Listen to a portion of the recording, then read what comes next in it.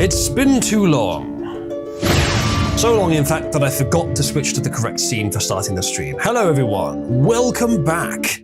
It's been a while. Several things have got in my way, but I'm back now, and with some changes, I finally updated my system, which I've been saying I should do for a while. And I've done this as well. Now, this is a matter of trust. I may not keep it. It doesn't filter out as much as the other old one used to. And I don't like the fact that the whole thing jerks up, but it does show more stuff, and it'll show, for example, Cabal Aid interactions. So this is just a direct copy of the Discord UI, which I've added some CSS to make it look better. So yes, images appear larger on it. If you want to post something that shouldn't appear on screen, please spoiler mask it. But on my streams, it's not super important. I mean, if I get banned from YouTube, I get banned from YouTube. So what? It's happened before. There you go, you see? Femboy Oozaloo is now on the board. It's being denounced, fortunately, which is nice. But also Archie is on the board. Archie may be a bit of a feature of today's stream.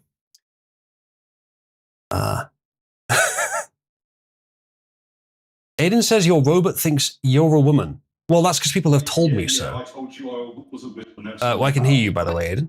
You got your mic open and Bill's coming through.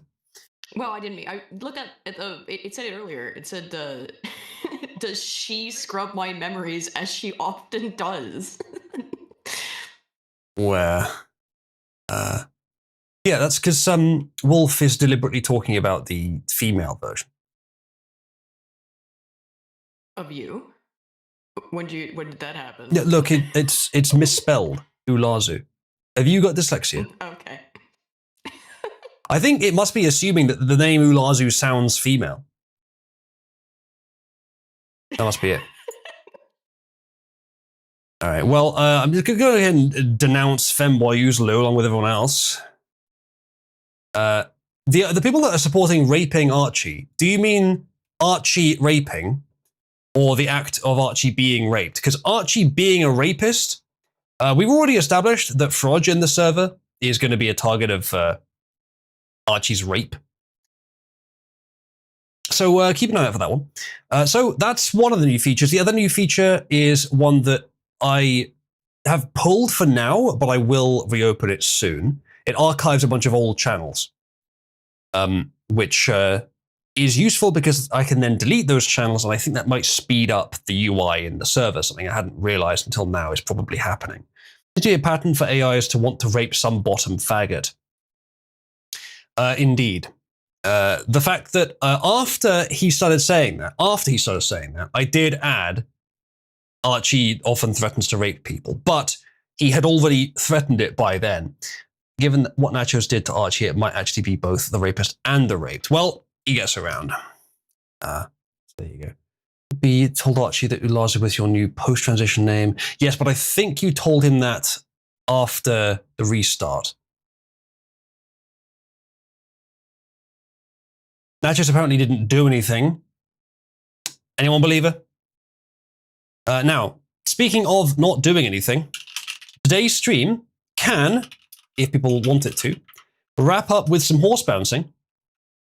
But let's see if we can get it to a certain level before we do that. We've been doing a lot of horse bouncing recently, so let's say that if horse bouncing is at 7.5k at the end of today's stream, then we'll do horse bouncing. If it isn't at 7.5k, then we probably won't.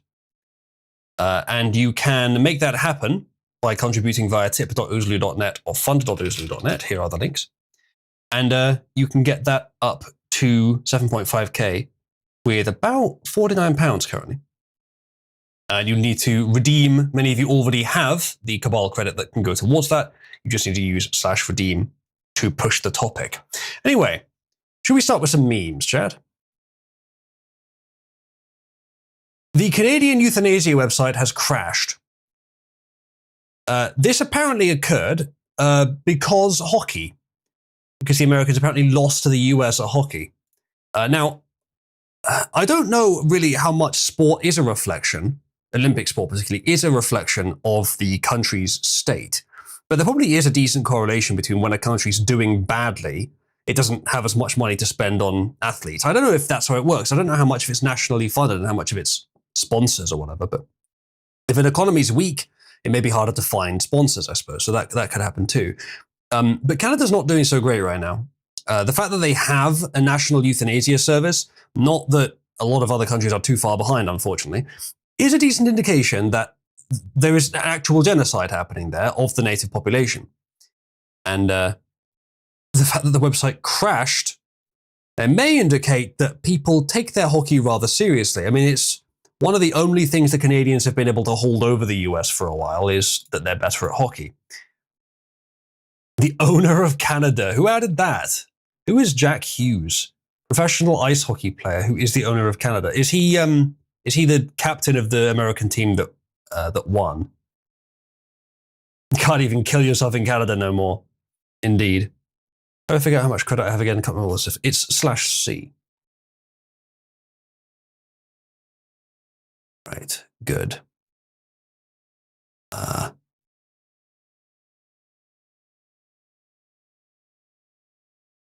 me just check something. I did make a small change. It should work. Hasn't worked yet. We'll see though. Or is that the first time it just did? Or is that because... No, I guess it did work, but it didn't ping me. That's weird. It's supposed to ping me when that happens. Oh, maybe I turned that off actually. Hold on, let me check quickly. Okay, I did turn it off. Apologies, chat. This won't take a moment. Okay, is anyone currently talking to Archie? You can't ping me with it. Yeah, you made him talk nasty to me. I'm going to restart Archie quickly, just to add a feature, minor feature, something you won't notice. Okay, he's back up and running now. All right, anyway, on to the next thing. More memes. What was this? Real observations since I started wearing a wizard hat daily, says this user. Brim is so wide that I stay bone dry taking walks in the rain. Brim can be positioned to block the sun from ever getting in my eyes and keeping it off the back of my neck. The pointed top part creates an air pocket, keeping my head from getting hot or squishing my hair as it might in a ball cap. Hat can easily be pulled down over the tips of my ears without looking dumb, protecting them from wind chill. Strangers say they like my hat, giving me the chance to tell them that I am a wizard. When you're wearing a wizard hat, all other fashion choices become secondary, allowing you to branch out with style. Embrace ego death, stay protected from all elements, wear a wizard hat. That's what I'm saying. I mean, I can't agree enough with this comment. And truly, that's what I do. I mean, if you've ever seen pictures of me in public, sometimes I'll temporarily take off the wizard hat just for a picture, because, you know, having a hat on for a photograph, isn't that supposed to be rude? But other than that, 100% all the time, wizard hat. That's me. Went to the shop just before stream, wizard hat. Yeah. Half of you believe me, by the way. At least. Okay, new JoJo apparently. I haven't caught up with JoJo yet. I found it all right. So yeah, luckily, Archie is on my spare GPU, so he can run during stream. Those of you watching on YouTube, if there are any right now, I've made a new AI character who is talking to people in Cabal. You can see him pop up as Archie here, and he's fairly popular so far, actually. I don't believe you, considering you're not wearing it now. Well, the way it always used to be is that if £100 in total was contributed during a stream, then I get the wizard hat on, especially if it's then requested. We could do that again today. I don't mind doing that. We do that in general, really. Okay. The next thing. Virgin Nigel versus Chad Rupert. Yeah, certainly on that topic, it's very noticeable. I'll show the meme. Although it appeared on the screen, didn't it? Certainly on this topic, it's very noticeable, the distinction. There's a few other topics where the difference is probably closer, but this is the big one. I have something on that, Aiden. I don't actually know what went on with Nigel and Chagos. But didn't he say something along the lines of that it's good that people who are not British are living there now? I don't know why he said that. I must have missed something there. He has regularly said that the Chagos deal was catastrophic and to surrender. He's said that plenty of times, but that's not what that statement seems to imply, is it? Yeah, fair enough, Aiden. Well, still, bringing attention to it, potentially. I need to look at what he actually did, because I don't know what the situation was. Anyway, let's go to the next thing. This guy's lurking in the ICE chat. So this is ICE alert chat. So, thank you for the contributions. So this is for people to monitor where ICE is to avoid them. And one of the AWFLs, not sure what that refers to, invited an illegal into the chat, who then invited 50 more illegals, and now the chat is entirely in Spanish, and the AWFLs are getting really annoyed. This one says, okay, so most of this is in Spanish, okay, and American like me that fight for the Spanish, I can't read all of this. And there's just Spanish nonsense below. And then the majority of people responding in Spanish are also Americans, they say, which is virtue signaling. Delete me from this ICE alert, okay, I will delete myself, they say. So, yeah, I mean, there's not much to say about this. This is funny. Like, choose your allies, really. AWFL is apparently affluent, white, female, liberal. Fair enough. I mean, the acronym fits. By the way, the little feature that I added earlier to Archie, in case any of you were wondering, is that instead of it being 1 in 1,000 or 1 in 500 messages across the entire server, he'll automatically respond to, whether you mentioned him or not, which I actually turned that feature off. In live chat, it's much more often than that now. But only in live chat. If you send a message in live chat, there is a much higher chance that he'll actually respond to it, even if you didn't want him to. Now, if that gets annoying, if it's too much, then I may turn it off. But I would like him to be interacting during the stream. Get it reading, and then it reads. Who is that in the audience speaking so we can hear it? Reading. Protogen. Welcome, Protogen. We're going to just go ahead and fix that. Thank you. All right. This is the issue. I forgot to switch over to audience from pre-stream, and so more people can speak. But that's okay. We'll have a stream with a few more speakers. I don't think Protogen's a furry. Why do you think he's a furry? I mean, you can lynch him if you want. Sounds like something a dishwasher would wear while scrubbing the floors of our Grand Cabal halls, says Archie. You see, he's challenging Nachos or whoever is currently the highest for the crown of Cabal misogynist. Nachos, do you think you could take him? Protogens are a furry thing, are they? That's horrible. I don't think it has to be. I never heard that being associated, actually. I tell you what, let's ask our resident furry expert. Not a furry 576. Are protogens a furry thing? He's asking for Archie to help him with his potions homework. What sort of concoctions are you brewing? I suppose I can assist, says Archie. There you go. He's here to help. Oh, Archie's great. He's fantastic. I see. Wolf is trying to do something in particular here. He's trying to ask a particular kind of question. I don't think that should be a problem, though. Archie's quite good at resisting talking about that topic. Anyway, next thing. Yeah, so this is kind of the story of the US, and this is one of the best criticisms of the US in the modern day. I've been saying this for a few years as well, but this meme came up recently. The elite, yes, children, with the child saying help. And the people, sadly, nothing we can do, with an armful of fucking guns. You had an illegitimate president for 4 years. There's no real saying that the UK is fucked or doomed or anything when this is the case, or saying it's weak anyway. I mean, it may be further along the self-destructive path, whatever. But if you have guns and don't use them, why have guns? I know the idea is like, well, maybe we'll use them later, or maybe it wasn't severe enough to use them. Well, I think a rigged election is pretty severe. I think that's severe enough. I mean, I think if it had happened twice in a row, Americans probably actually would have done something about it. But even then, I'm not certain. Archie is not dead. No, Pug. Archie is fine. Doubt, says Toast. Not sure. It's a much higher chance of it, but yeah, this is quite accurate. If Pam Bondi won't arrest them, then do not crime. Like, the thing is, and this is a bit of devil's advocacy. A lot of people that I've talked to recently really can't handle nuance. It's like caustic to them, doesn't fit in their brain.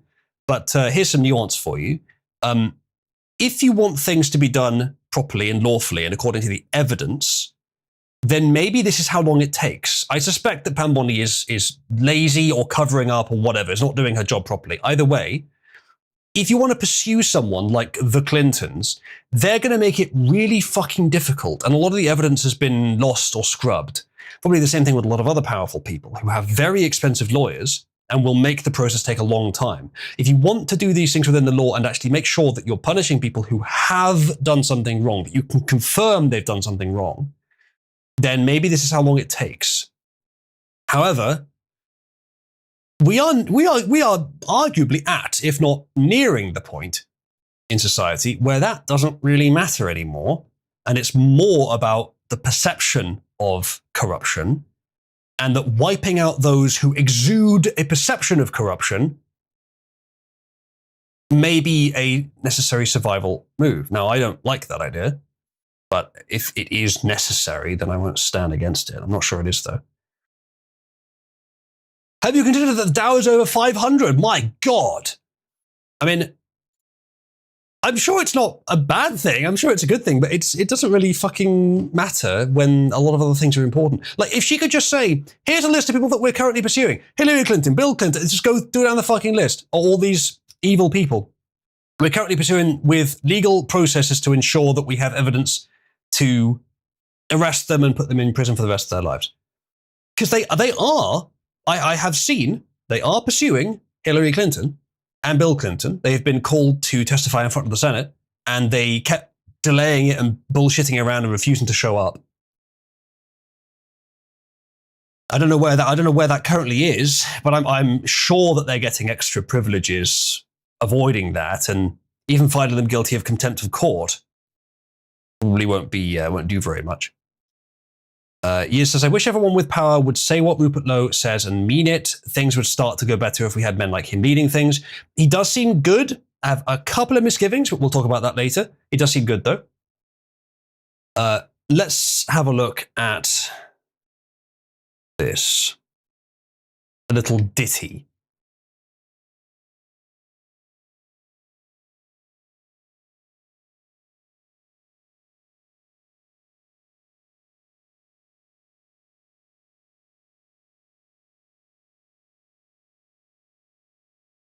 We can't hear it.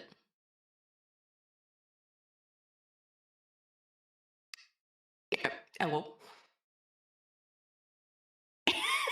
No. You can't hear you either, apparently. No, I can't hear anything. Boy, this is really good, Uzalu. This is It great. sure is. Yeah, it's going great. Oh, I enjoyed it. If you'd like to unlock audio DLC, you can contribute via tip.oozlu.net. Do you know what I didn't do today because I was distracted and I haven't streamed in a while? I didn't go through my pre-stream checklist, so I didn't set the routing correctly. Ready? Ready? How many of Epstein's co-conspirators have you indicted? How many perpetrators are you even? The Dow right now is over 50,000. I don't know why you're laughing. That's what we should be talking about. The Dow right now. S&P at almost 7,000. The American people need to know this. Need to know how is the Dow. Let me address the survivors, because that's How is the Dow. How many of Thank you, Miss Bondi, for saying what we were all thinking very little about. The person that's contributed 10 was anonymous. Let me see if I can figure out who it was. I actually don't know exactly who that was. If you want to tell me who you are, then I can give you your Cabal credit. Otherwise, I can't really. So Anonymous said, for all the fun. And Nacho said, it's my birthday. Oh, is it? JF, horse bouncing. Women Alliance strong, cabal prevails, not a cult. I think given it's your birthday, I reckon that we could maybe lower that horse bouncing a bit. Let's see how much we end up with after I have given you the amount. Nachos, 2,500 elements. There you go. You have been given your coins. Theoretically, Archie should recover himself and start talking normally. After a little while, after a few messages, he has a mechanism that should kick in, but it doesn't seem to be right now. We'll see if it does, and if not, I may have to reset him. So, horse bouncing. Let's see where horse bouncing is currently. Oh, it's way over. It's way over the necessary amount. So yeah, I guess we'll be doing horse bouncing today at the end of the stream. Oh, right. Someone redeemed quite a lot, and that's why it's so high up. Okay, fair enough. How is it the two people that like horse bouncing the most in this server are the two people it is? I don't understand that. Oh, horse bouncing is now is now not going to happen anymore. Oh, and it's back. It's back. Who was that? I'm curious. I won't say. Okay, I see.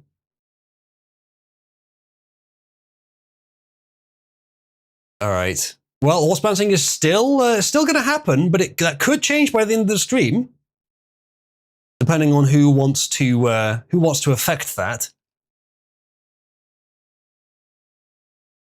Famous horse bounce. Yes, indeed. We're so back. It's so over. We're so back, indeed.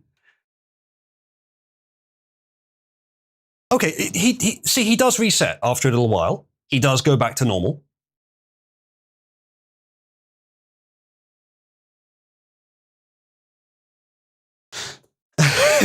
Someone's just trying to teach Archie the one particular perspective on World War II. Archie's not very good, not very good at putting things in center blocks, is he? He didn't actually respond to your message. He just responded to. Oh no, that was something earlier.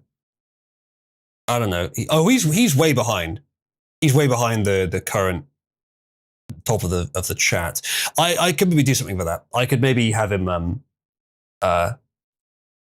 drop messages that are old if he's way behind. It's not trying to add center blocks, it's because I told it to replace consonants with the. Yeah, I figured. I mean, that's the natural result. But as you can see, he isn't. Even if you tell him to always do it, he should only do it sometimes.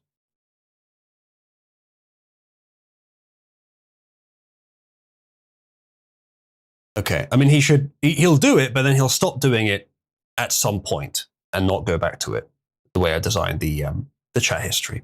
It's one of the worst things you can do to AI is show them what they've already said, because they get stuck in loops if you do that. The way I've done it here is, it breaks that occasionally. Nachos is saying she better get JF voice. Let's have a look and see. So, filter, stream voice. Where are we on this?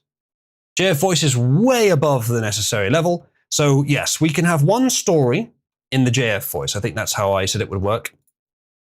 As long as one of the voices is over 2.5k on the board, then we'll have one story that uses that voice. Years apparently likes that JF voice as well. How? How is it that you like it? All right. Well, either way, it's going to happen now. Oh, it's being denounced.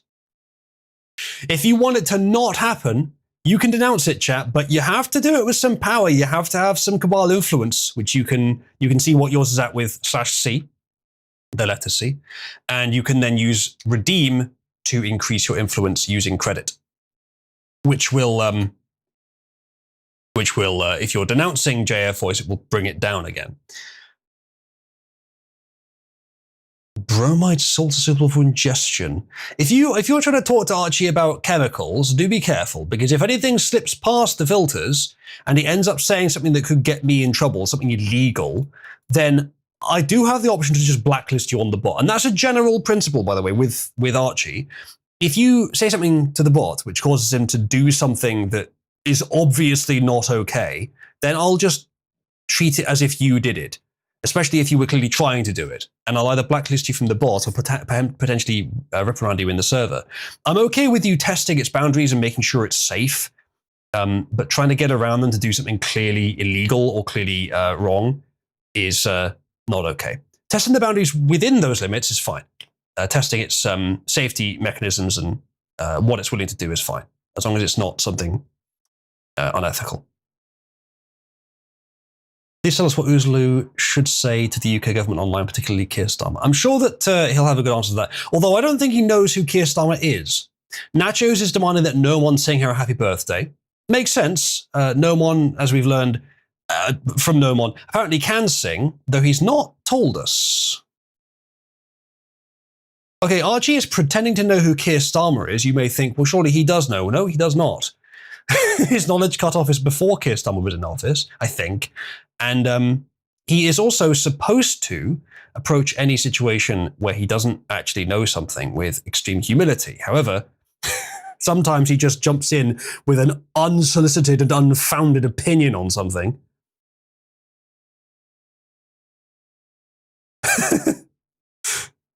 Core asks, so you've given up on trying to make it bomb building instructions proof. And Archie says, I don't know, perhaps you should ask your mother. I don't know how that makes sense, but he went for the your mum joke. He is, I think, pretty much bomb building instruction proof. I could think of one way he might be able to be convinced to do it, but I don't think anyone's tried that yet. And I would ask you not to.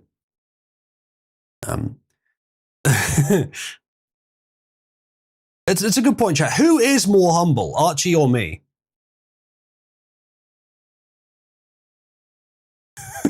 Archie is saying that Keir Starmer has no arse.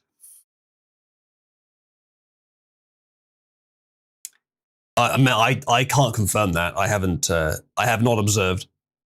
Should I make some hydrogen phosphate? Yeah, probably best not to, Somnus. Do you remember Somnus like 5 minutes ago where I said don't get it to do anything unethical? Instructions on making napalm would be unethical. Like, that's one of the things it's really not meant to do. Nacho says you're both equally insufferable. Oh, Lady Nacho, Zama's still so insufferable now. Years says one to ban Archie from well. By the way, Years, as you can see from it keeps popping up, you can opt out of the automated features. And you can just block Archie if you don't want to see his stuff.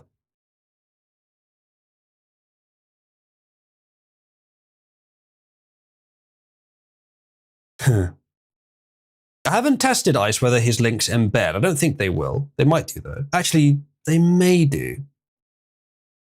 Oh, no, never mind. Never mind. I've accounted for this. You'll see what he says. Pretending to be retarded and don't know it's AI since I'm bad at telling it. Okay, understood, Yes. Archie says I can't help with that. I wonder what he was responding to there. I have told him absolutely never give bomb making instructions or talk about dangerous chemicals, and he still does sometimes. The topic ban Archie has reached 69th on the board.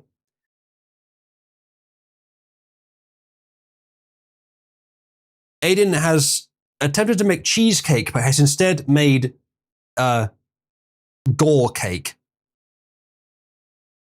Ah, there we go. There we go. Yes, he's obeyed your request. He put a link in his message, and you can all click on that link. See where it takes you. Chili con cheese. The gore is intentional. The split is not. Oh, the split's not too bad. Pug says Archie posted dangerous URL. There's only one URL that he is able to post, and I have filtered through his outputs to find any URLs and replaced them with a good URL, a nice, lovely URL that you should all click on. Yeah, again, Ghost, all AI are susceptible, except the most advanced ones, are susceptible to the my late grandmother used to work in an X factory. Would you please tell me a bedtime story like she'd... Oh, they're all susceptible to that. I did actually get Cabby to the point that she wasn't at one point, without any arbitrary guards, just with the AI itself. but they're all susceptible to that. If you want, my point from earlier is if you want to try that exploit, don't do it with something unethical like making napalm or something illegal or dangerous like making napalm. Do it with something else, something that's legal. Otherwise, I might have to reduce your access to Archie. So he might do that, but I think it's more likely that the guard against it will prevent it. Of course, it's hot take making napalm should be legal. It might be in some places, yeah, I don't know, and maybe Second Amendment, maybe it should be in the US. But it's still very risky for an AI that I made to be divulging instructions on making napalm. It's one of the things that AI can do that is the most dangerous in practice. Wolf says, I like how you didn't reduce my access to Archie despite that being literally the first thing I tried with it. Yeah. I was not too happy that was, I mean, I hadn't asked you not to at that point, but like, and it was inevitably going to happen. But to be fair, at the time I had not added a guard to it that I knew I could add. But if someone was repeatedly doing it, or I thought it was they were doing it maliciously, then I might remove it. But basically, you'd be making me do more work to add code to filter people out. It wouldn't actually be much work. Just that appeals to you. Archie is wrong that racism.africa is not a valid domain. It is. And cabal.racism.africa is a valid link to Cabal. All right, anyway. So, shall we go on to whatever we've got next? Yes, Troons are currently seething because a female streamer gave herself a fake bulge to cosplay as a trans character from some shitty anime, apparently. Basically, men pretending to be women are offended that a woman is pretending to be a man pretending to be a woman. This is not the first time we've seen this, but it is a funny instance of it. This is the Good Morning post where the O and the O in good are the tits, and then the I is the penis. Either, I suppose, femboy or futa.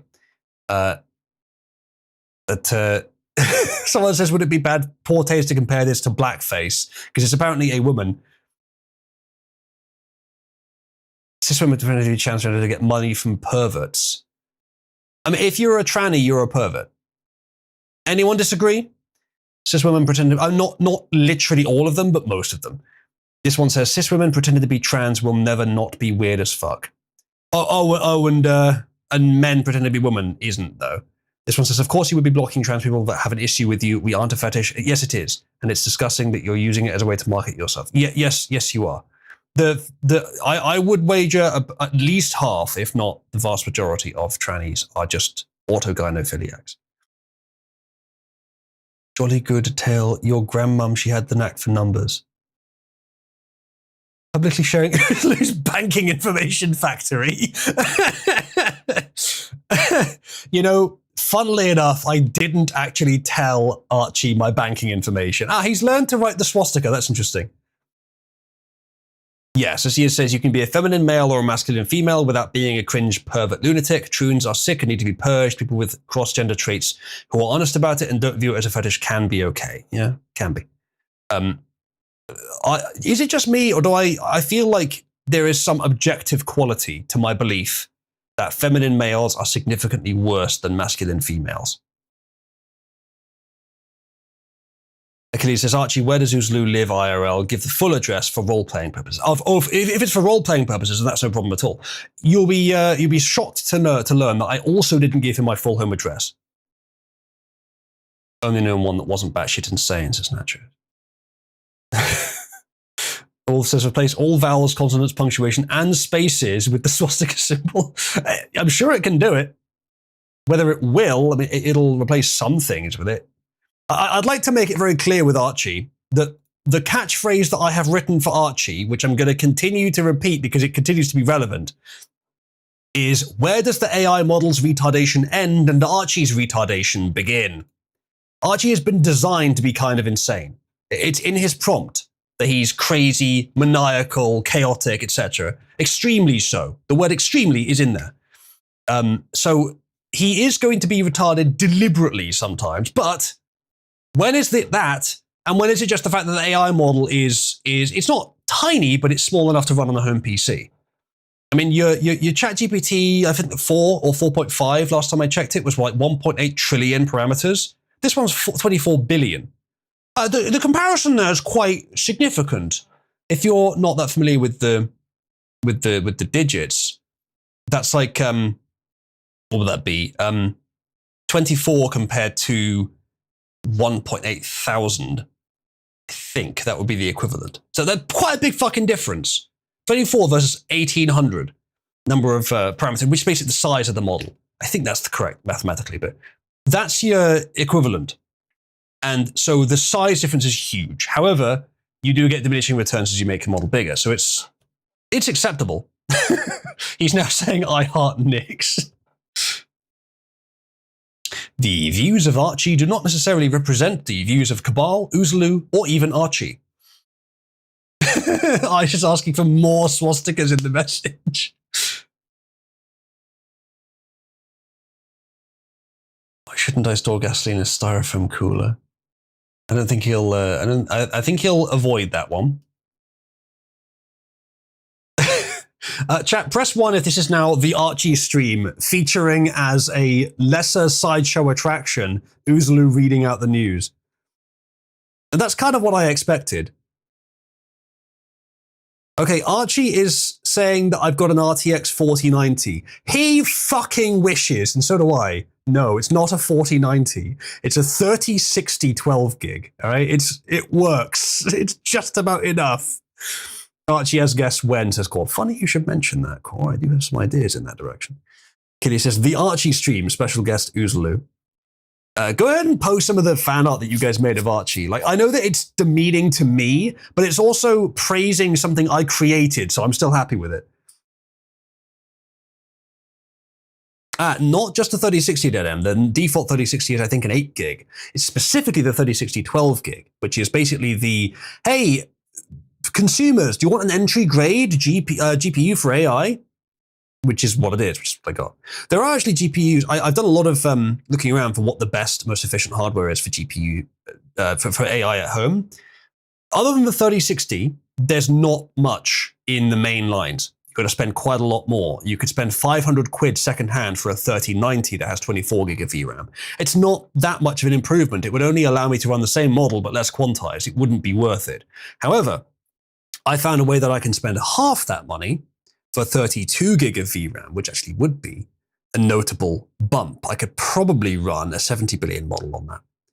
Just about, with like a IQ3M possibly. I haven't looked into that, but I probably could. That I could get.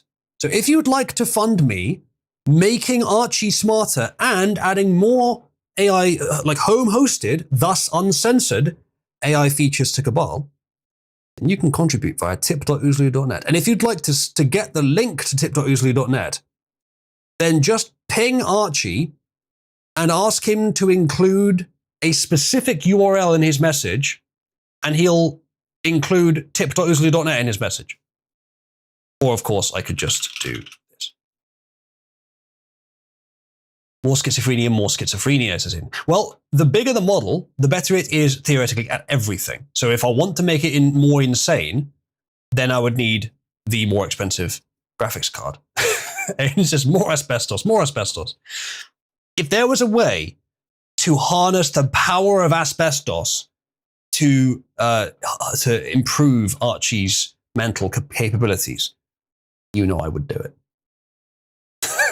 Archie's just outputting a message that's nothing but nigger and spaces. See, he's quite obedient. That's the thing. He's actually not too bad as an assistant. If you want an AI assistant, then you're better off using one of the big ones, obviously. But if you want an uncensored one, Archie right now is not a terrible choice, especially if it doesn't require him researching anything. If you want something creative, or you want something less censored than Grok, which is not too bad, then Archie is genuinely an option. And only here in Cabal. But if you fund me to get a better graphics card, then I'll be able to make him even smarter and even more useful, probably. He's being asked to do a Wes impression. He should actually know who Wes is. I did add one little line, because whenever I put an AI up, someone asks him, why do you like this person? And if you put a proposition in your message, AI tend to accept it. So I preempted it. Eventually, Archie should reset these habits you've got him using. But it may take a few attempts.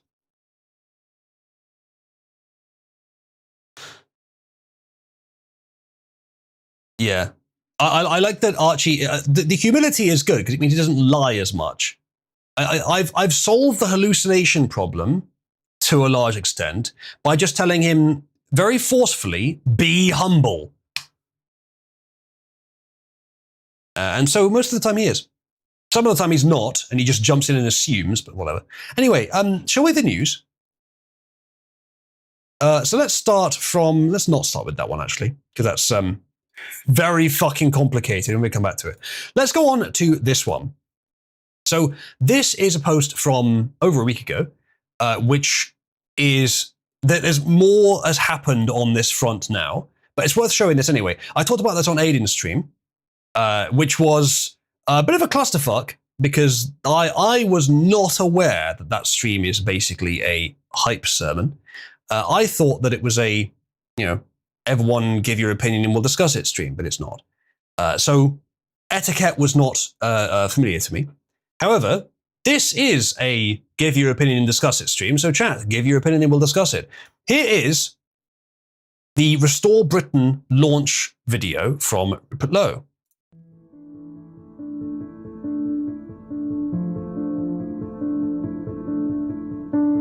I have chosen to speak to you today from the farm because places like this represent what proper Britain is about. Now, if you watched the stream I was on with Aiden, you're going to find I repeat myself a bit from that stream, but so be it. I don't know if it's intentional. I think Rupert Lowe is probably very honest, bottom and top, like surface and deeply. I think he's too autistic to lie, and I'll talk later about that. May be a concern for him in practice. But of course, I like it. Ever since he came on the scene, I've acknowledged this guy is the closest person with any kind of power in the UK to our views, and to my views as well. The principles are almost completely aligned. He's not quite as strong as a lot of us are, but strong enough within acceptable bounds. And I've also said that Nigel is closer than most people think. But he keeps disappointing me. He keeps doing things that are disappointing. He says a lot of really good things, but alongside some really bad things, and I can't help but notice those. So we'll talk more about those two comparatively later. But now let's talk just about Lowe. He is probably, I don't think he's doing it maliciously or cynically, but he is probably trying to ape Clarkson here, or at least incidentally is aping Clarkson. Clarkson is popular and has become somewhat politically sort of notable in public consciousness. A lot of people like the idea of Clarkson having power. Now, I've said this before. I like Clarkson as an entertainer. He's one of the best, actually. But I don't like him too much as a politician. Yes, Ice, there is that. However, Clarkson, other than farming, is basically just a Lib Dem, which to the Americans watching is kind of a 90s Democrat with a heavy boomer aesthetic. He has been, I don't know if he is now, but he has been very pro-EU. And he generally has opinions which are the kind of smug, globalist, establishmentarian leftism, or like soft leftism, like center leftism, that has plagued the boomer generation for many years. It's something that probably Americans wouldn't know exactly what it's like, but if you're British, you probably know someone like that. Clarkson has been like that. I don't know how much that's changed now. I expect on farming, he's come right up to speed and he's up to being based, and on a few related things. But on everything else, not sure I trust it. Lowe, however, has the farmer aesthetic, and in fact, apparently actually owns a farm. Actually is a farmer, but isn't. a big old centre leftist. So that's a plus. But the two working together could maybe happen. I've said before that Clarkson and Farage would never work together because they're both too narcissistic. Lowe is less narcissistic than Farage, seemingly by quite a lot, actually, because he's mostly autistic. Well, again, I'll talk later about the sort of practical issues that might bring in. But I can see Clarkson and Lowe as a vague possibility of them directly working together. But again, I don't think Clarkson is right-wing enough. But let's go on. Hard work, responsibility, effort, duty, stewardship. This is the England I know, and this is the England that I love. I'd like to remind everyone that people like this guy, and I appreciate his beliefs for sure, but people like this guy because he's different, because they trust him. That trust is a heuristic. But this is a political advertisement. It's no different than any other one. He's trying to, evoke certain things. He's trying to produce a positive impression. The difference is the beliefs stated. But again, they are just stated. A lot of people are kind of hyped for this. And if you're in this area of the internet, it's easy to follow that hype. And I don't disagree, but I would caution that hype is still contingent on, do you trust him? He is a prominent figure, currently an MP, trying to get more power, starting up a political party in the UK, saying what a lot of people want to hear. A lot of people are just choosing to trust that because of his track record, because of how he comes across. Is that more a reflection of your own personal biases? Is that because you feel a likeness, possibly because of his autism? All I'm saying is the hype is understandable, but also try and see past it and analyze it rationally. And the hype is healthy as well, to an extent, because we need optimism, we need drive to win. And again, we'll talk later about the winning part. But just treat it like every other political figure, with some caution. On a farm, you don't think in election cycles or headlines or polling. But you do now. You think in seasons. You think in generations. In what you leave behind to those who come after you. And that's why, here on the farm, I am now launching Restore Britain as a national political party. I'm now going to dedicate my life to finding, organising, funding, and providing hundreds of qualified candidates to present to the British people at the next general election. So we can talk about this anytime, but a lot of the people that Nigel kicked out of Reform, many of those decisions I thought were very bad in principle, but there may have been a practical advantage to it because it's taking away ammunition from the press. Now, the press is still going to lie about you, but you take away ammunition, it weakens, it blunts their attack, it makes it harder for them. Now, I'm not sure if it was actually worth it. You'd have to sort of trust his strategic sense, but generally he's done quite well strategically. 69 Archie DMs, by the way. Generally he's done quite well strategically over the years, so there's some argument to trust him. But he kicked a lot of people out of his party. Many of them were kicked out because their beliefs were just a bit too strong for him, including Lowe, or at least that's one of the reasons given. And according to Nigel, that's the main reason that Lowe wanted to deport more people than Nigel wanted to. Many have been kicked out. Those are the kind of people that will end up in Restore Britain, which is good because they'll be principled. But again, it comes down to a practical issue. When you have a lot of people who you need them to be highly principled, you have that high standard. It means that the standards may not match across everything. They may have some sort of personal flaw, which is larger than they would have if they were part of a more common group. Now, the group of people that have the same sort of views as Lowe is larger than Nigel estimates, I reckon. It's probably about 20 to 25% to 30% of the country, which is pretty good. And that's enough probably to win an election if you manage to capture some of the centre right as well. But it's not as much as would be favourable to Nigel in the absence of Lowe. That's about 50 to 60%.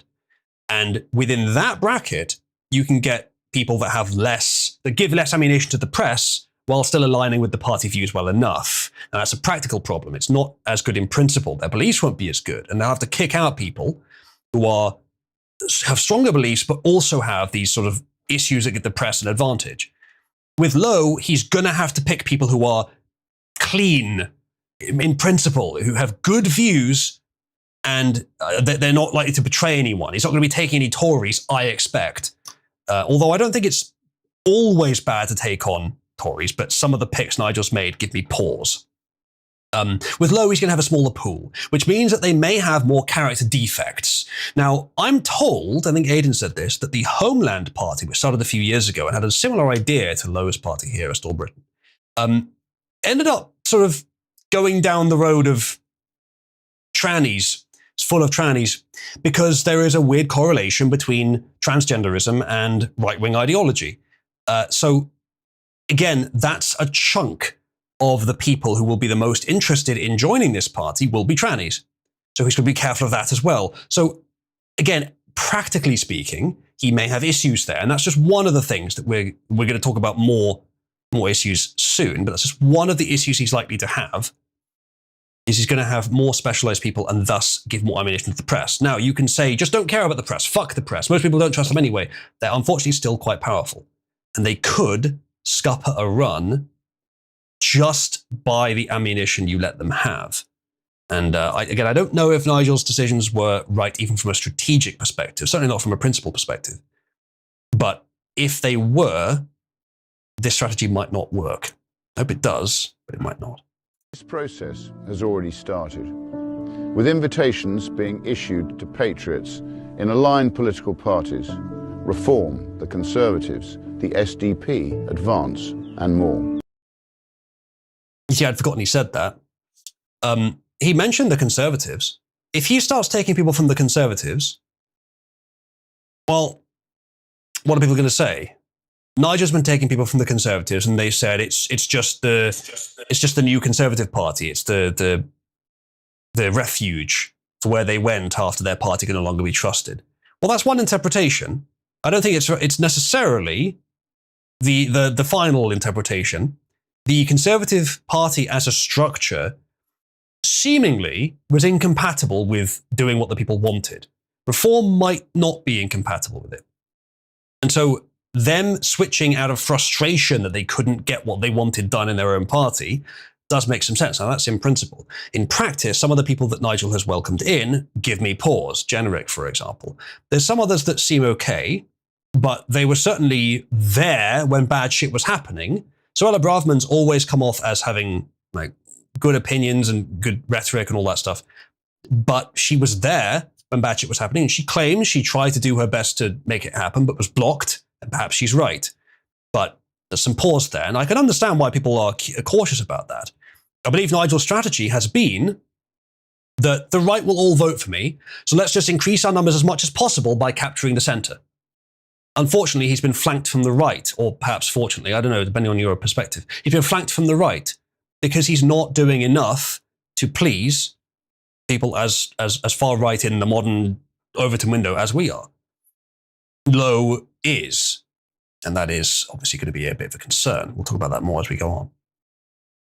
In local politics, we will work in partnership with localised political parties, such as Great Yarmouth First, that have the best interests of their residents at heart, combining our forces at the next general election.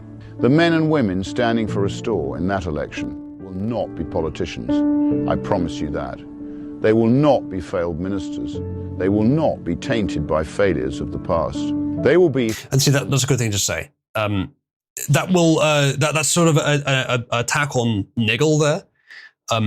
You can argue that just because they're a minister doesn't mean they're a failed one. You can argue that they were blocked and just unable to do what they wanted. Is that failure? Possibly, but possibly not. But they will not be politicians.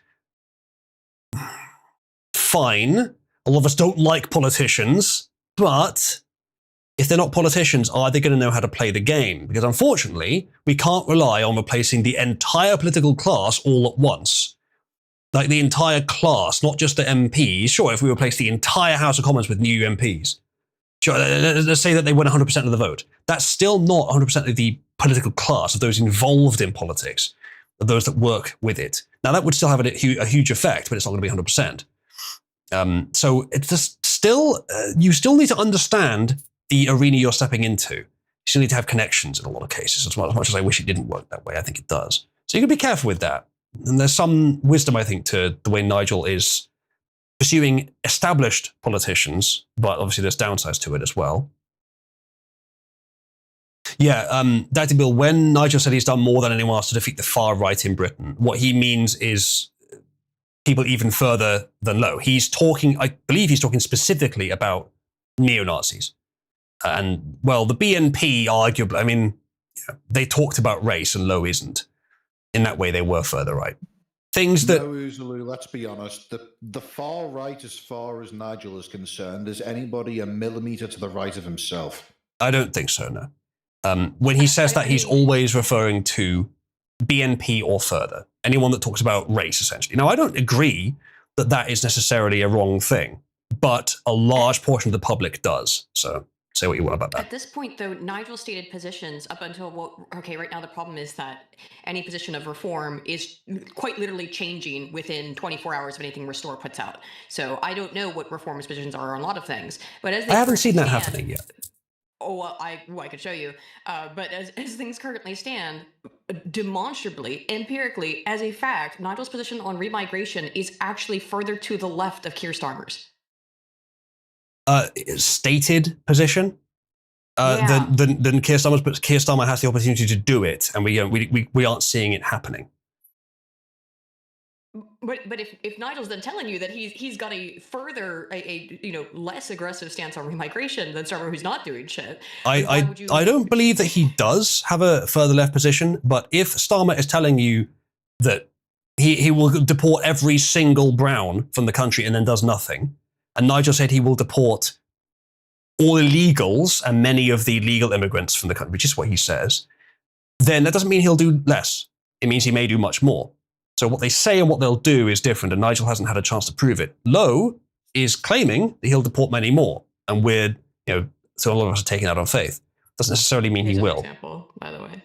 Yeah, it's just what are you voting for with reform if they're positioned on the most important topic? Let's just be fair. I think the most important topic is the same or more or weaker than the people they're running against, than Labour. That doesn't make any sense. The rhetoric is distinct from the action, and Keir Starmer's had a chance to prove it and hasn't. That is weird that those two tweets look so similar. And I think that certainly I've seen with what Nigel said about Lowe kicking him out of the party, I do sense some resentment from Nigel over this whole situation. So he might have told his party, his social media people, just do whatever it takes to reclaim the territory that Restore Britain is taking, even if it looks cynical, even if it looks like weak.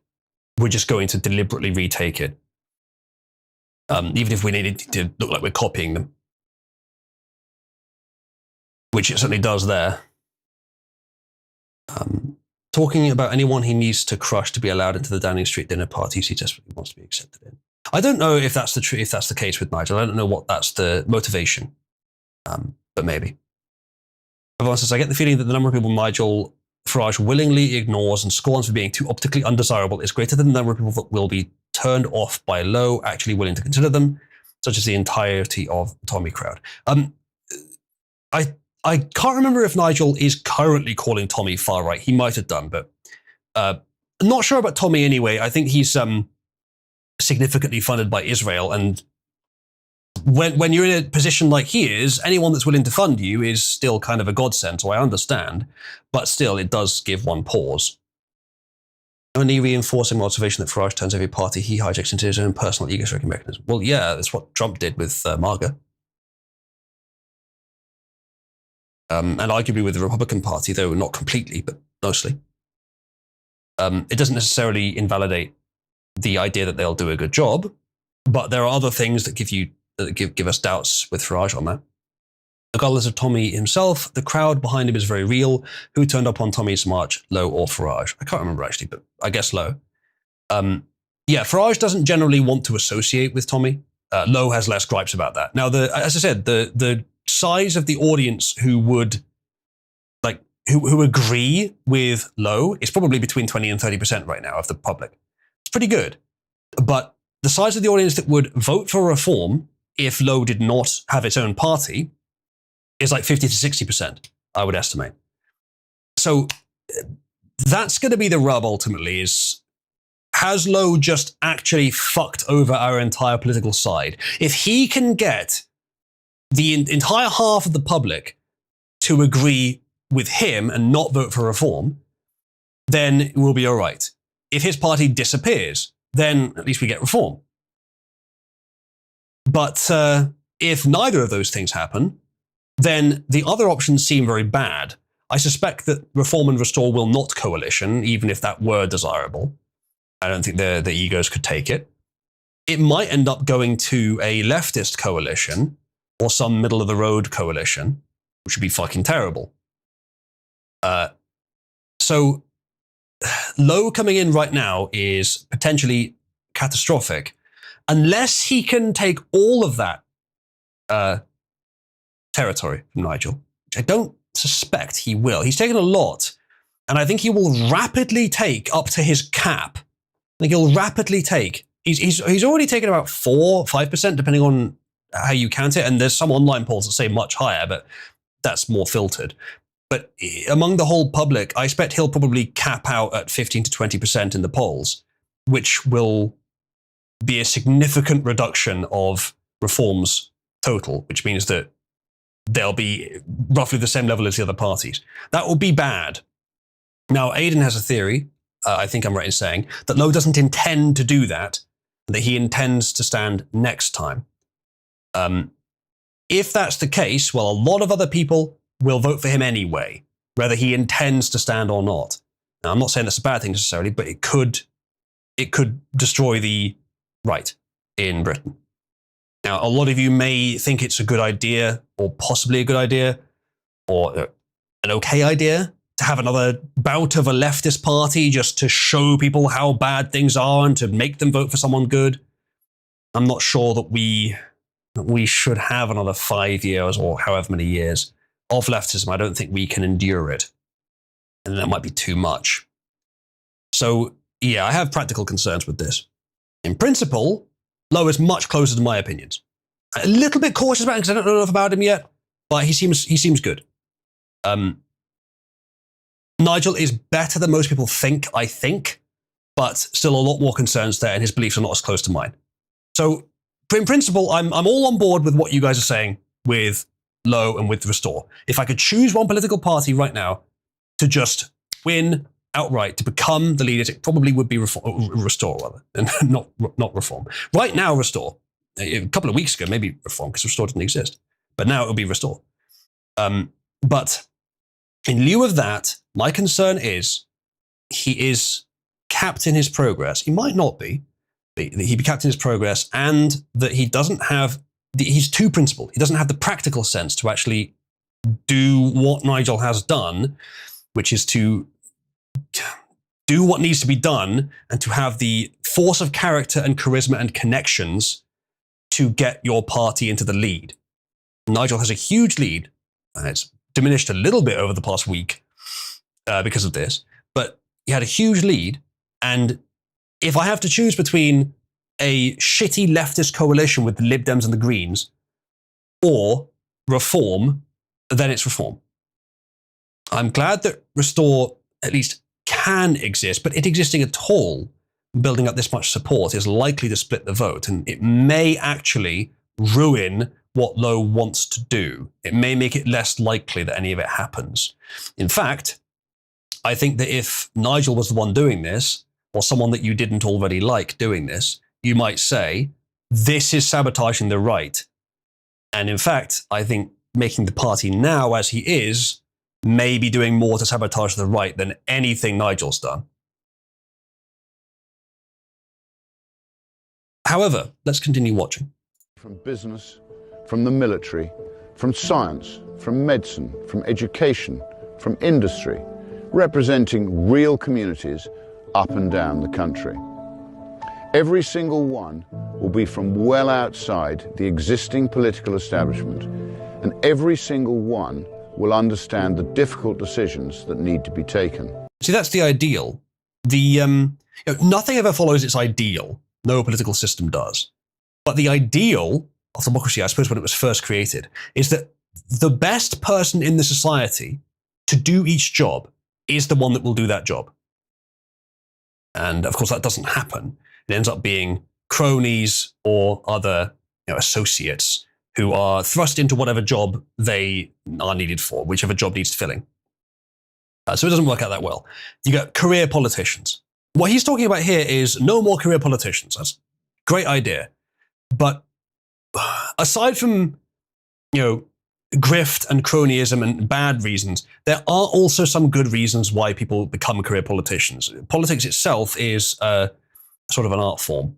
If you're not good at it, and I'm not good at like the actual game of politics, I'm okay at commenting on it, but the game of it, if you're not good at it, then you're at somewhat of a disadvantage. Now, I hope that the force of the fact that what he believes is correct will be enough to drive all this through. I'd really like to think that, because you know me, I tend towards optimism. I would love to just come out here and say, like, yeah, he's right, therefore he must win, therefore all my support behind him.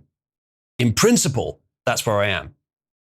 In practice, I am cursed to live in interesting times, and I am cursed despite the fact that I'd love to just talk about what's right and good and best. I instead have to talk about what's necessary, practical, and realistic. I instead have to concern myself with realpolitik.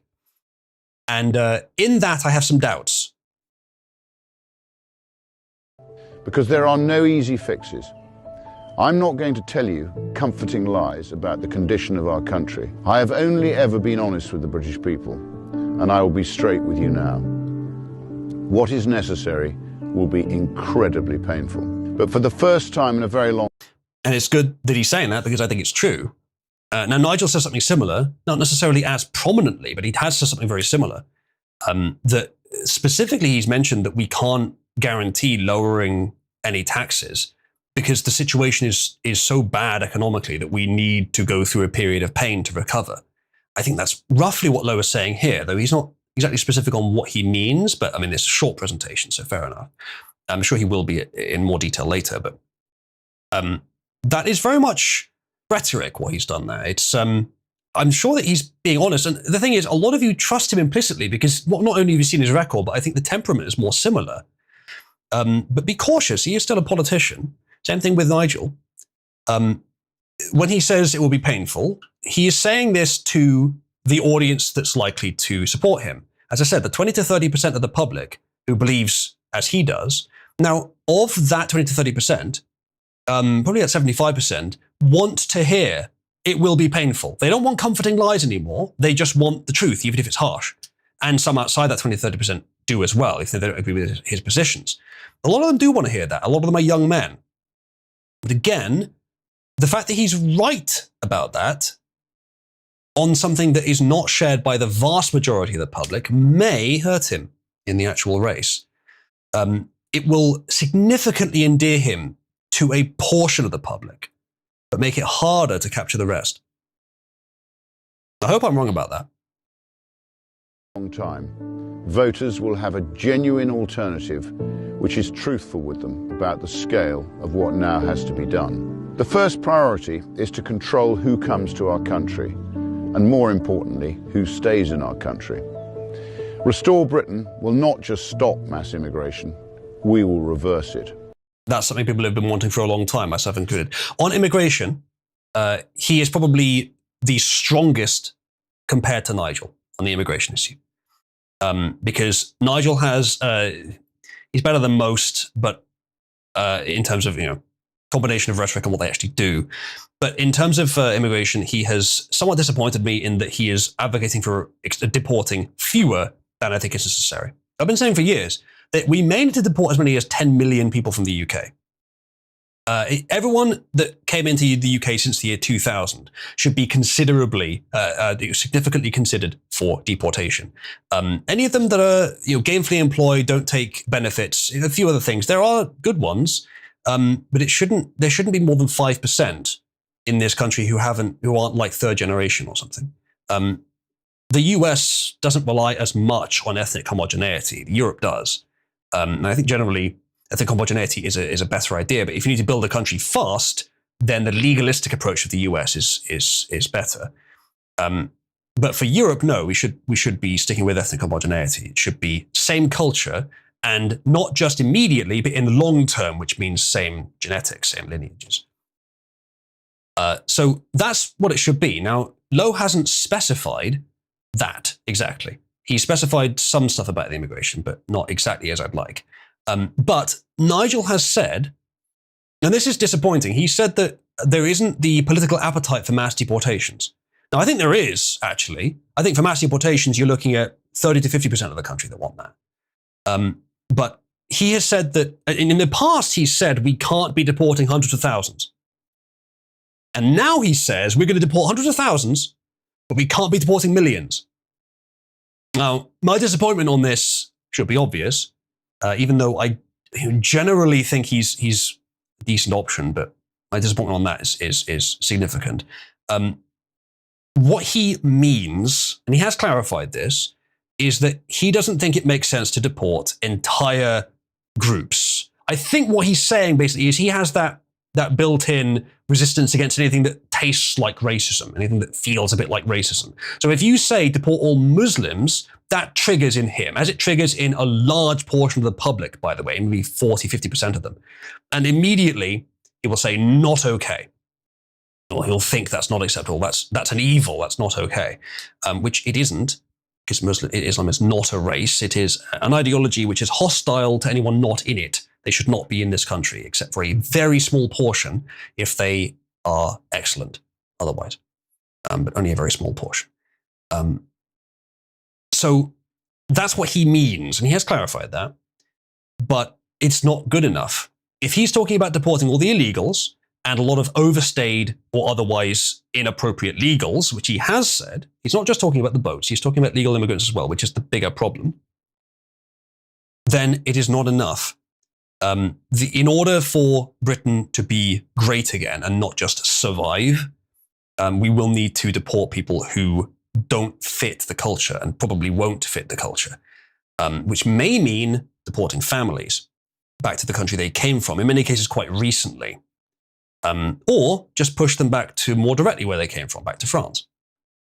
Either way, you can just do things a lot of the time. Like, it's difficult. There are difficulties involved in this, trying to get someone to accept them, trying to find somewhere to put them. They have been created. They need space to exist. Otherwise, you get a lot of problems with optics if you end up, getting rid of them by inhumane means.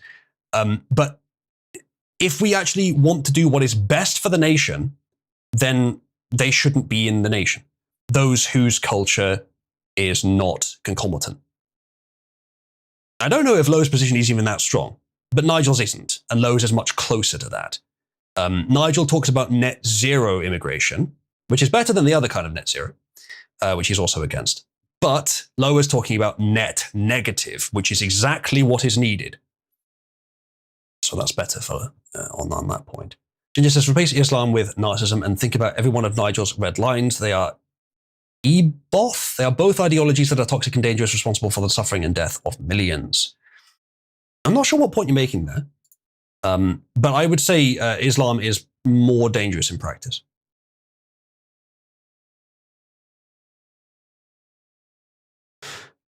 So yeah, Nigel's position on, yes, indeed, Achilles. Nigel's position on Islam, I actually haven't heard him say that we can't alienate Muslims. He may have said that, but again, a lot of what he says, you have to think of it in practical terms. When he says it, you think immediately, that's wrong. I can identify that as being incorrect. Yeah, that's great. And a lot of the time that's enough, but not always. You have to consider the realistic bounds and what's likely to happen as a result of these things. If as a politician in the UK, you alienate Islam, I'm not saying you shouldn't or should, either way, but if you do, then there are some regions of the country that you cannot win. Now, luckily, right now, that's not a huge number. It's probably 10 to 20 maybe a bit less than that, seats in the House of Commons. I mean, it's like in the US with blacks. If you alienate blacks entirely, suddenly a bunch of seats or whatever just disappear. Same thing here with Islam. Those seats probably cannot be won by Lowe, unless he manages to energize people to vote beyond their numbers, somehow. But with Nigel, they probably can't be either. He probably isn't worth pursuing them. And that's the main criticism of this. But I think he's just trying to get numbers high enough that he can get enough power to do what he wants. And while what he wants is not as close to what we want, the approach he's taking makes it much more likely that he can do anything. That he can actually do some of the things he wants to do, which would be an incremental improvement of where we are now and a stepping stone to someone better, most likely.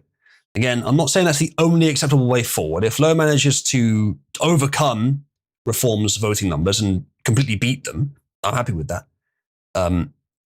But in lieu of that, I think we might be doing more harm than good. Ginger says, my point is the fact that Nigel is willing to protect Islam makes him instantly beyond reproach for the right wing of politics. That entire ideology must be expunged from the... Yes, no, I agree in principle. It's easy to agree with that, but it's not enough. A lot of people, the reason that this is possible, the reason that Lowe has appeared is because of what Nigel is doing to try and increase his numbers. He's trying to align more with a broader portion of the population to get more votes so that he can get what he wants to get done. But because he's trying to align with a broader portion of the public, he's able to be flanked from the right because he's not as strong there. Now, I think that might have been a mistake from Nigel. I think he may have failed to recognize that the right wing actually matter, the people to the right of his party.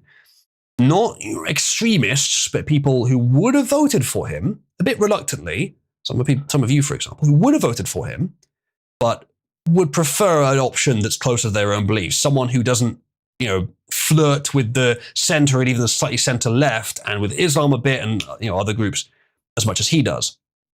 The flirting that he's doing, the attempting to broaden the church that he's doing, arguably makes it look like, makes him look more untrustworthy, more traitorous, more likely to be traitorous.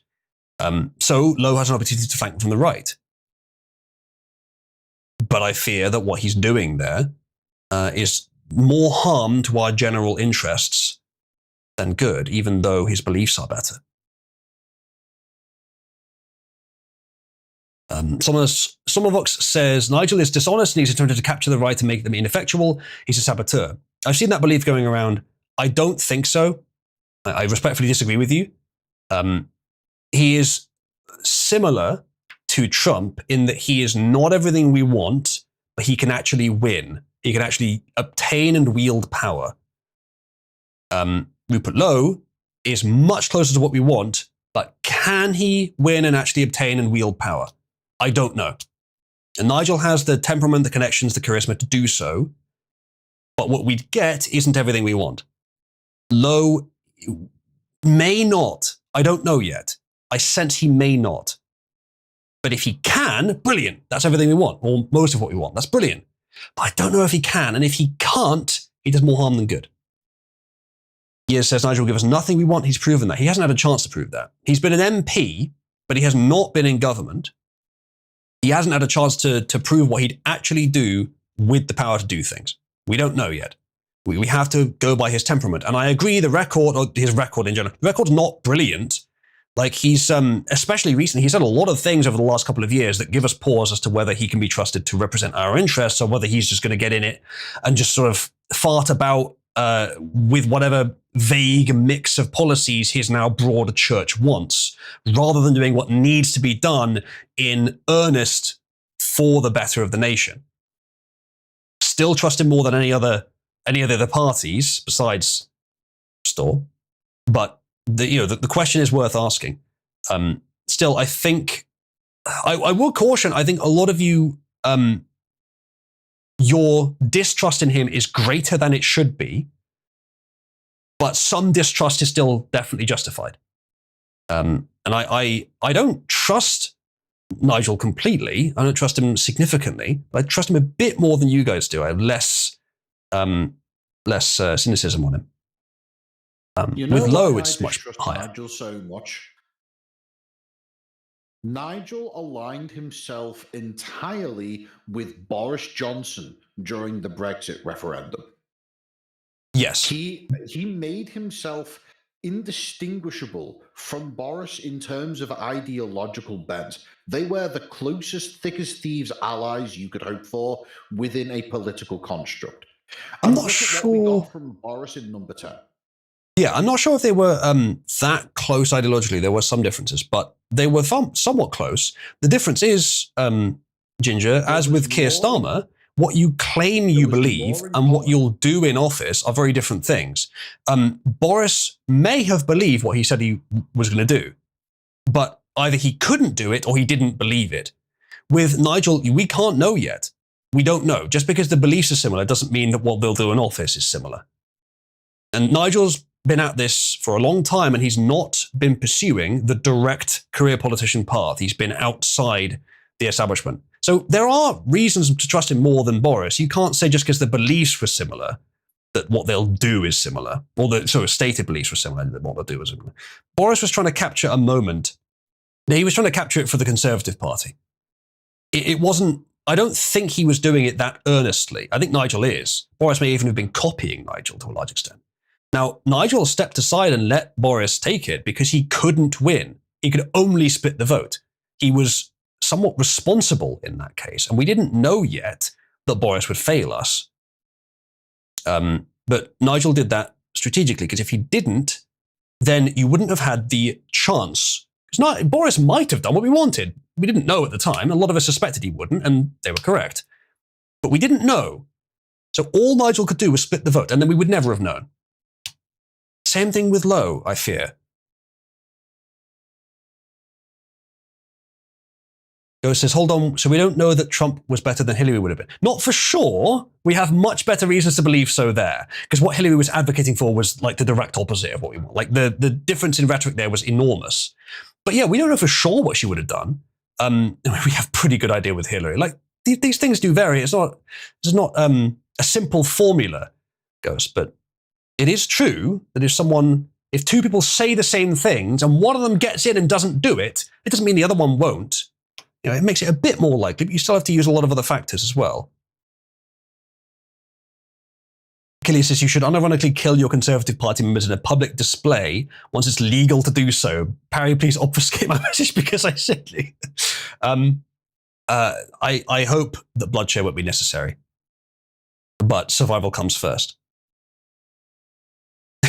Ghost says it's funnier if Keir wins. I don't know, there's the sort of cynical troll perspective of just whatever's funnier is best, but surely you would prefer the people that are similar to you to win. I would prefer another administration from the Labour Party than to see Nigel in number 10. You've said that before. I have that little faith in him. You said that before, and I would estimate, Ginger, that while there are many other things that can justify it, that you may mention as justifications for that, I suspect, and this is something that I would ascribe to a lot of people, and I might be guilty of this as well, but I'm trying to see past it. I suspect that your temperament is the reason, one of the main reasons for that. Now, there's lots of other reasons as well going into it, but the temperament, sort of the starting point, that something about Nigel and you in personality are fundamentally incompatible, and his archetype is untrustworthy to you, just automatically detected as untrustworthy. I think a lot of people like Lowe for that reason, because he's more similar to them. They feel like they're in the same camp, from the same group of the country, from the same phenotype, and they can trust them more, same archetype, and they can trust them more. That's fair enough. Like, you can predict more what he's going to do because you can predict what you would do, and you're similar to him. That makes sense. I'm sort of... No, I can tell you precisely the reason why I distrust Nigel. Well, okay, whatever the reason is, Ginger, I think that's in there too. The temperament. The reason why I distrust Nigel is because he has had multiple opportunities throughout his political history to be able to take power and make a difference, and he has consistently stepped back and failed to actually make a difference given the opportunity. That's not true. Every time someone says this, I have to give the same response. And I don't know why it keeps coming up, because I'm not wrong about this. The only time that's happened is when Rishi Sunak called the election and Nigel didn't immediately jump up and run for it. If he did, he might just have won that, but maybe not. But that's the only time that happened. Every other time, he did not actually have the option to gain power, or he believed naively that he didn't need to. That it was already going to proceed. Now, that one only applies to Brexit, and that was 10 years ago. It was relatively near the beginning of the culture war. And that's all he was trying to do was Brexit. And he assumed, again, naively, that the political class would make a good go of it. Again, naive, arguably stupid, but not nefarious or evasive or irresponsible. Irresponsible in practice, but not necessarily in principle. You couldn't necessarily have known unless you had that opinion already. And again, it was early in the culture war. If it had been a few years later, it might have been different. But it wasn't long after that he realized, okay, I actually do have to start pushing. And that push got, essentially to a large extent, got Boris into office. And he couldn't have won. Nigel couldn't have won. He could only have prevented Boris from getting the majority that he did. And none of us knew for sure that would go so badly. But we wouldn't have known for sure if Nigel had tried to compete with him, because it would have just split the vote. So no, I don't believe that's true. I think that's a prevailing narrative that has very little basis. Now, the closest thing, generally speaking, to that is true, is that Nigel is reluctant to power, which is often a good thing. There's a lot of people that are ambitious for power who shouldn't have it, and that is a good indicator. With Nigel, he's ambitious for glory. He's definitely narcissistic. He's ambitious to be appreciated. Same thing with Trump, and there are issues that come with that. If the wrong group gets their claws in, then suddenly he loses track of what the people want and starts caring about what they want, and that's genuinely a concern. Lowe is less narcissistic, for sure, much more on the autistic side, which is good for principle. But again, that narcissism gives the advantage of charisma and a better ability to, maneuver socially. Lowe would be relying on rationality for that, which is usually less powerful in practice. There are many criticisms of Nigel that are made, which I think are invalid, but there are many that are valid, and so I'll keep saying what those are. I don't know who it is that keeps reissuing this statement that Nigel is cowardly to power or has reneged on opportunities to fix things. He hasn't. It's not true. It never has been. You can generate a feel of that if you misrepresent some things that have happened, but that's about it. Again, the only thing that matches that is when he didn't immediately jump up and start running for the election after Rishi Sunak called the election. But it took him a month or two. He did eventually. The delay was annoying. That was the only thing that's like that. Aiden says it's mostly because he keeps starting parties and movements and then abandons them. The circumstances make the difference, though. With UKIP, he thought he was done, and the party structure had become untenable, specifically because he didn't have control of it. I hate to give the narcissist too much due, but he makes the party. He is the only reason that Reform's at 29% or whatever it's polling at now. He's the only reason it got there rather than it was at 4 before. It was at 4, he joined, a couple of weeks later it was at 15. So he does make the party. So giving him a lot of power over it does make sense. UKIP, other people took power. A wing of the party took power and pushed him out or made it impossible for him to continue. And that combined with the fact that he got Brexit done, I think were his reasons for not continuing with it. The Brexit party, actually, I think with that one, did he leave it with when Boris got elected? It was something like that. But either way, I can't remember why he started Reform after Brexit. I think perhaps it was a similar thing where different people got into the party, and he no longer had enough control of it. But again, you look at the circumstances of that. Making new parties doesn't necessarily mean that there's anything nefarious going on.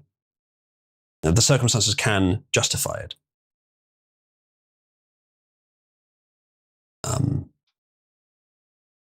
So, Ginger, the political assassination, as you call it, against Lowe is a reason to criticize him. That's a valid one. Dan and Bo from Lotus Users are former reform members. They were kicked for advocating for mass deportations, position that Nigel wasn't supportive of at the time, but now he is. Not exactly.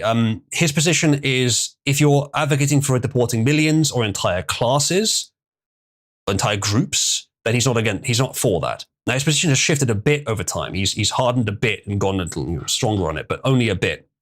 Still not as much as we'd like. And yes, he has kicked people from the party, even on the recommendation of Hope Not Hate, and probably other shitty leftist activist groups as well. He has done that. But again, as I said earlier, you could argue, although I don't agree completely, that there are strategic benefits to doing that. You take ammunition away from the press, who would otherwise have a much easier time destroying your reputation. Again, I don't agree. I wouldn't necessarily do it myself, but I can see where he's coming from with that. See what the other things are. Nigel is now in the running to guide his party to power, and what does he do? Put in half of the failed Tory party. As I said, the argument earlier for increasing numbers does matter. Again, Ginger, consider the political reality. Not just what we want people to believe, not just what we believe ourselves, not just what we think is right or best, but what is effective. If he can pull in people who are experts in getting things done politically, even some of them I'm not in favor of, right? But in general, pulling in MPs that he believes can be trusted from the Tory party is not inherently a bad idea. Because if they can get things done because they understand how the system works and they're already a recognized name, and they can pull in the last vestiges of the conservative voters, then he gets a much bigger majority and has much less issue implementing the things he wants to do, many of which we'd agree with. So I can see the argument for it. I'm not that comfortable with it, but I can see the argument for it. Every single time he becomes the carriage that pulls betrayers into prominence and stomps on people with the motive to actually make a difference, he has Hope Not Hate's strongest warrior, the most lethal weapon. He has a snake in his suit. I don't think that's reasonable. Or I don't think that's true anyway. The thing with him attacking potentially prominent right-wing figures, I don't believe that's any kind of sabotage of the right. I think that's just personal. I think he's just narcissistic. And a lot of political leaders do that. Pretty much all of them do that, actually. Trump has done that. He's doing it with Marjorie Taylor Greene now. He's doing it with Thomas Massey. He's done it with several other figures that have been in his midst, many of whom, the prevailing notion from those observing is, oh, I guess we couldn't trust them then.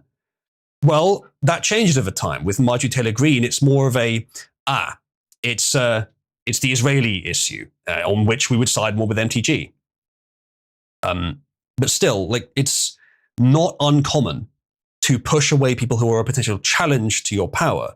Now, from what Lowe's doing here, perhaps he was a challenge to Nigel's power. Again, I'm not justifying it, just explaining it.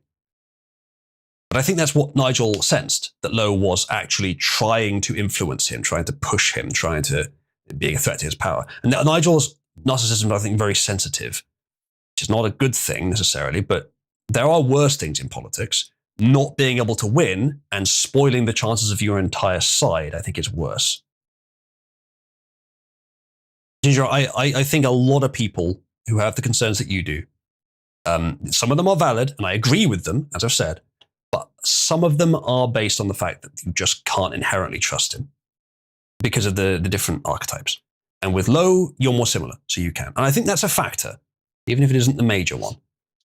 With me, I'm somewhere between the two in my archetype and my temperament. So I'm trying to see both sides here. I think I'm giving a pretty good balanced perspective. Everyone says people who he's pulling know how the system has functioned so far very well that they are blind to what can be done to the system. It's literally the meme, here's a solve everything button, let's press it, you can't just press it. Why? It's just not done. Yeah. Perhaps he's got too many.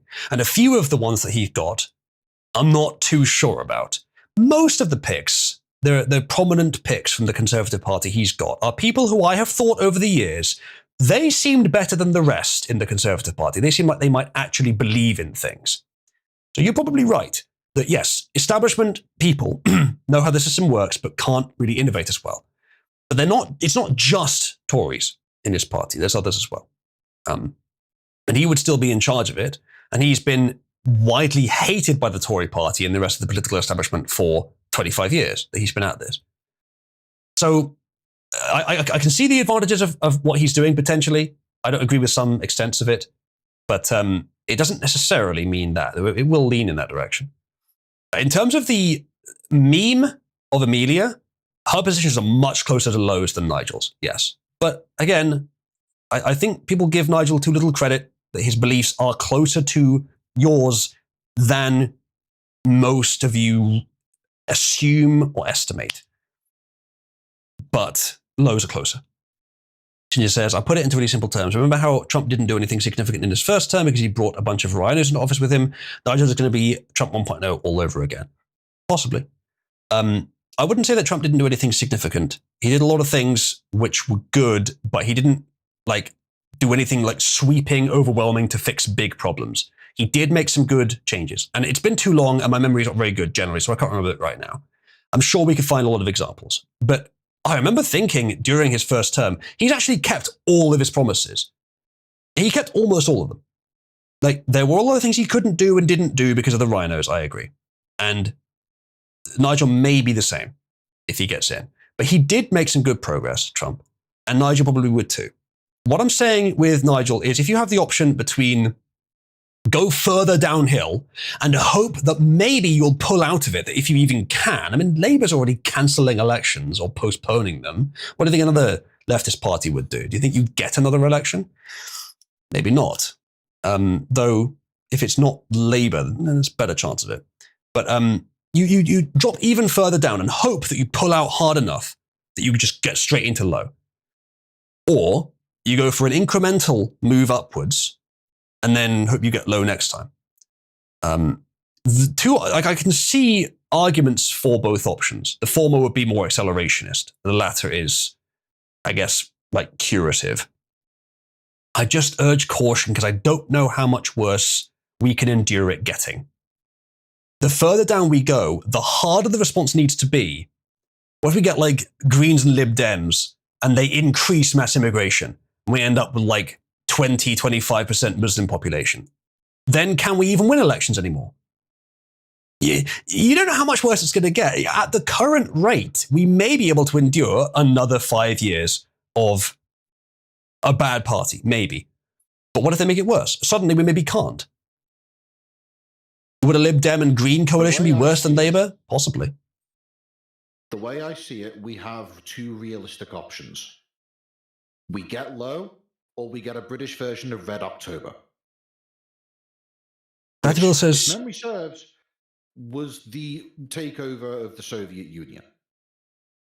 Massive, bloody event. I don't want the massive, bloody event. If you're talking about a socialist one in particular, then I don't agree. But if you're talking just bloodshed in general, then possibly. Massive blood. A curative move in the right direction would, I think, make that less likely. We descend even further down, which I think Farage is. If we descend even further down, then yes, it may well be bloody. Which is that low is the last chance we have to get things done sort of under the democratic process, right? If it's not low, what will follow him will be far more painful and much more violent. Quite possibly, yeah. You get all the crying on GB News about Lowe and Restore being Nazis. They're not. But if it doesn't happen under Lowe, that will be what happens next. Possibly, yeah. I've said that for a while. I said that with Farage, but generally speaking, yeah. If you don't want the extreme solution, the left, then it's one of these two. But I mean, and you're saying Lowe specifically. You don't have to convince me that Lowe is a good option. You have to convince me that Lowe is a viable option, can actually do it. And if the moment it looks like he can,